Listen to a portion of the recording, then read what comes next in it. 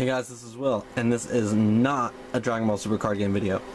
I'm making this video because a friend of mine from school helped me start making a Goat deck, which is 2005 banlist and prior. It's his favorite type of decks to use. I think the idea is very interesting. I'm missing some pretty key cards for certain strategies, like if you use Metamorphosis, which is a great thing to use for this. I don't have that. And some people use Black Cluster Soldier and Void of the beginning. I don't have that either. But I got a good setup, I think. So it's not tested, but I was going to post it anyway. So first off, we got Dark Magician of Chaos. It was limited to one, so I included one of these. One of my personal favorites. I've always liked both Magician of Black Chaos and Dark Magician of Chaos. Chaos Sorcerer. This is a great card. It's easy to summon. Jinzo is an essential. I've always liked Jinzo. Traps always are pesky, so it's good to get those out of the way. This is a new card he gave me, Air Knight Parseth. It deals piercing damage, and then whenever you do inflict damage, you get to draw a card. So the Goat decks are good for hand advantage, getting more cards in your hand. Cyber Dragon. Jesse told me that this is debatable.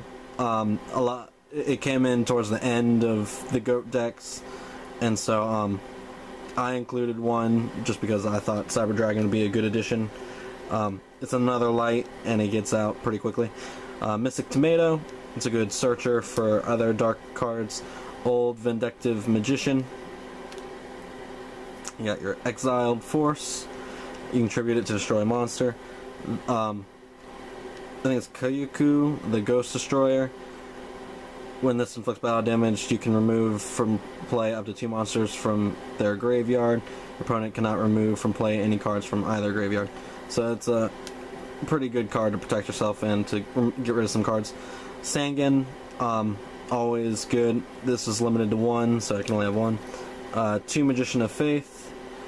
Gets you a spell card back from the graveyard. Knight Assailant. It's a flip. Targets 1 monster your opponent controls, destroy the target. When this card's sent from the hand to the graveyard, target a flip effect monster in your graveyard and return it to the hand. Sinister Serpent, always good. I included 2 Blade Knight. Like when you have 1 or less cards in your hand, this card gains 400 attack. If you control no monsters, the effects of flip effect monsters destroyed by this card are negated, so that's a good way to protect yourself. DD Warrior Lady is always a good addition. I always liked Breaker the Magical Warrior. It's another card that Jesse gave me. We got 3 Scapegoat. That's a whole lot of goats. Reinforcements of the Army. Gets me a Warrior. Enemy Controller. Helps me take control of a card or switch its position. No Man of Crossouts. Great card. Lightning Vortex.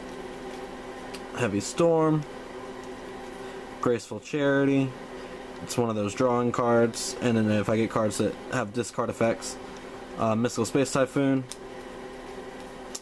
Swords of Revealing Light, it's always a win. Brain Control, because you'll want to use your opponent's monsters. Premature Burial, the Warrior Returning Alive, Sakuratsu Armor, Torrential Tribute, Dust Tornado,